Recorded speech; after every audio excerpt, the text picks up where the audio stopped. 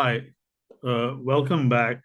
And we have our panel on private credit and the evolving ecosystem around private credit. To discuss that with me today, I have James Mansfield. And James, could you introduce yourself?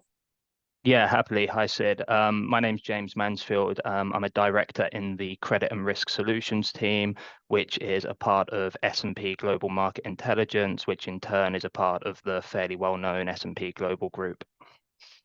Great. So without any further ado, I'm going to dive into our subject today. And for that, let's start with a little bit of a quick perspective on the overarching private credit ecosystem. What are the key sort of structural differences between, say, standard banking book loans or high yield corporate debt that sort of preceded or has been around for some time?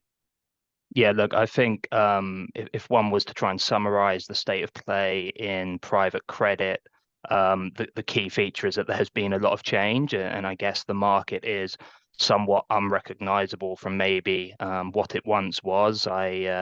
I heard a fairly good description recently, which was that private credit is now anything with a credit agreement that is not publicly disclosed in some way, shape, or form. And I think what that I guess touches on is the fact that it's no longer what it once was. I think at one point, if people thought of private credit, they thought of bilateral, illiquid, direct lending types of agreement. Whereas now we're very much in a situation whereby the full spectrum of credit asset classes is covered within private credit, and that can include vanilla or more esoteric assets as well. So I think there's been a lot of change, and we see as well a continued tug of war, I suppose, between the broadly syndicated traditional high yield market and then also, what we see as private credit, non-publicly disclosed lending. And with the growth of the market, obviously there comes, a need for structure, discipline, and ability to handle the product's life cycle, if you will. What do you think are the key challenges from a valuation, risk management, and sort of performance analytics perspective, if you will?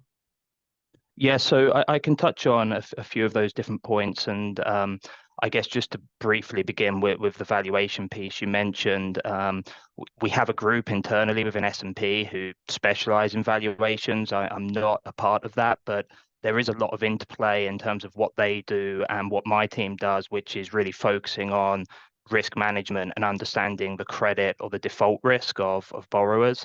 And I think, the key thing is with valuation techniques for what are considered level 3 assets. We're looking to get fair value or a fair value range for the asset in question. Now, one of the ways in which that can be done is with a traditional bond math type approach with projecting the future cash flows and then discounting those based on either a calculated cost of capital or basically just a metric that gives you some form of quantified opinion on the likelihood that the debt is not repaid in terms of the yield or the principal itself. So I think that there's definitely been an evolution in making sure that the discount rate derivation is more scientific and more standardized.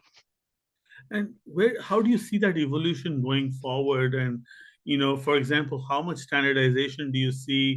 Do you see certain sectors adopting a more stronger drive towards standardization, or is it more uniform across the organizations? And yeah. So one of the things again that I spend a lot of time on is looking to get that consistency in terms of credit assessment, which again is a key part of the cost of capital and therefore the discount rate that would allow you to reach a fair value for a credit instrument. And one of the focuses we have is having asset class or sector specific methodologies or approaches in order to produce what would be considered a shadow rating or a credit score that is comparable to the rated universe, but has those industry specific elements that ultimately make everything comparable on an apples to apples basis. So if you think of this from the perspective of a credit rating agency and the methodologies they have for different sectors. We, within S&P Global Market Intelligence, we provide a number of solutions that allow users to replicate that exact methodological approach, but in sectors or for assets that are typically considered unrated. So it does bring a degree of consistency whereby having the methodology, which is by nature industry specific, allows for a model output, which is a letter grade credit score along the lines of a typical rating scale. It brings that uniform consistency in terms of understanding, okay, what is the letter grade credit score? How would this map to a probability of default percentage? And then you can look at comparing that to market instruments. You can look at, okay, what are liquid loans in a given sector with a given credit score that have a degree of liquidity and therefore a market price that you can consider, or similarly a typical year of whether driven by a sort of portfolio or a basket of loans, or indeed a typical sort of bond yield curve. What would a given credit spread, as indicated by the credit score, suggest would be the appropriate cost of debt for a given borrower? And that in turn can go into calculating the appropriate discount rate when we're looking to value the future cash flows. And I think, the ability to do that in a consistent way across asset classes is something that I think is topical, and certainly among credit managers that do more than just vanilla direct lending to corporates, where they maybe look at project finance, potentially they're also doing fund financing. Being able to do this in a consistent way, I think is important when we look at, ultimately producing consistent valuations. And what about I can see how, sectoral and more standardized rating elements can translate into individual securities and individual credit. But what about the contractual terms? I mean, there's a lot of individual contractual terms that are embedded. How do you sort of you enable someone to analyze that and bring out the risks, that those individual Yeah, terms may bring out, if you will? it Yeah, no, great question. And I think it does touch on certainly one of the key differences between the traditional sort of leveraged loan, broadly syndicated loan market and private credit is the covenants and the controls that lenders are inserting within credit agreements. I think, undoubtedly, it has been proven out that there's a theory, but you can actually see this empirically, that where there are strong covenants, recoveries tend to be better. And I think even when you look at the trend of ABL and how that's growing in the non-bank lending space, there's a lot of focus on looking at, okay, maybe your default risk is at X and is comparable to the liquid loan market. However, due to the tighter covenants and the tighter contractual points that you mentioned, recoveries would be expected to be better. And that isn't just in ABL, where you have security on receivables or inventory or similar, but also just in vanilla term loans. I think the ability for a direct lender, say, to have covenants that give them control before a situation becomes truly unrecoverable, it ultimately makes recoveries better. And I think that's why, from a risk modeling perspective, we always encourage people to look at not just the probability of default, but also the loss given default, and then by extension, the expected losses. Because in theory, from a credit lending perspective, a default is not the end of the world as long as the recovery is very good.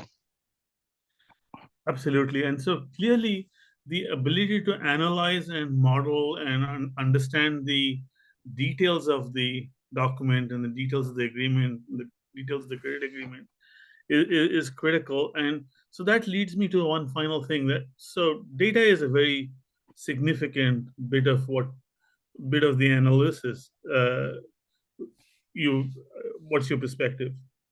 Yeah, so specifically in terms of covenants, I think of a product internally actually that is not so much my wheelhouse, but is being worked on, which is actually aimed at collecting and monitoring covenants for particular issuances or from issuers. So from a lender's perspective, actually being able to automate that collection and that monitoring process. Now, once you understand those covenants and once you understand what your rights of enforcement are in the event of a covenant being breached, and you understand what your collateral is that ultimately is providing security to a given loan, then I think you can start being far more granular in terms of your analysis as to, yeah, in the event of default. I mean, clearly we're underwriting on the basis that we buy into the credit story, but in the event of default, what does our recovery look like? And I think the more you can collect that data in a sort of standardized and automated way, the more you can then incorporate that into your scenario analysis, which is a key part of credit underwriting. Thank you, James. That actually brings us to a sort of close. This is obviously a rapidly emerging, rapidly evolving, and growing topic, and we could probably be at this for ages. And there is a lot of nuance to the whole valuation, risk management, performance analytics. Clearly, recovery is as important as the default risk, and so on. But thank you very much for a quick snapshot view of this sort of rapidly emerging market. Thank you. No, thank you very much. I enjoyed the chat.